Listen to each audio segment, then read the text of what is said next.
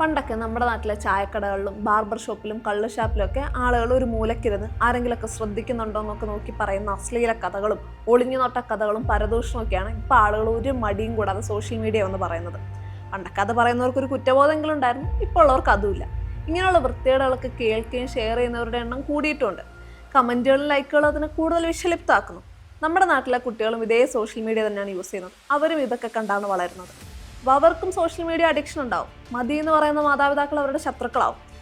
ഒരു കാര്യത്തിൻ്റെ ഗൗരവം അറിയാതെയോ അത് ശിക്ഷാർഹമാണോ എന്നറിയാതെയോ അത് സമൂഹത്തിന് ഹാനികരമാണോ എന്നൊക്കെ അറിയാതെ അവരത് ഷെയർ ചെയ്യും. അപ്പോൾ അവരുടെ വീഡിയോയ്ക്കോ അവരിടുന്ന പോസ്റ്റിനോ ആരെങ്കിലും എന്തെങ്കിലും നെഗറ്റീവ് പറഞ്ഞാലോ അവർക്കെതിരെ എന്തെങ്കിലും പറഞ്ഞാലോ അത് അവരുടെ ആത്മവിശ്വാസത്തെ ബാധിക്കും. അപ്പോൾ കുട്ടികളുടെ സ്വഭാവ രൂപീകരണ ഘട്ടത്തിലെങ്കിലും അവരെ ഇതിൽ നിന്ന് ഒഴിവാക്കേണ്ടതല്ലേ? ആ ചിന്ത ഓസ്ട്രേലിയക്ക് വന്നിട്ടുണ്ട്. ഓസ്ട്രേലിയയിൽ ഇനി മുതൽ 16 വയസ്സിന് താഴെയുള്ള കുട്ടികൾ സോഷ്യൽ മീഡിയയിൽ നിന്ന് ഔട്ടാണ്.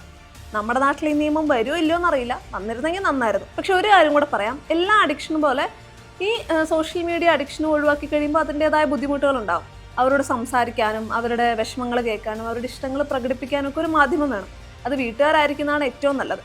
വ്യക്തിബന്ധങ്ങളും സമൂഹ ബന്ധങ്ങളും നന്നായ സാമൂഹ്യ ബന്ധനങ്ങൾ കുറയും.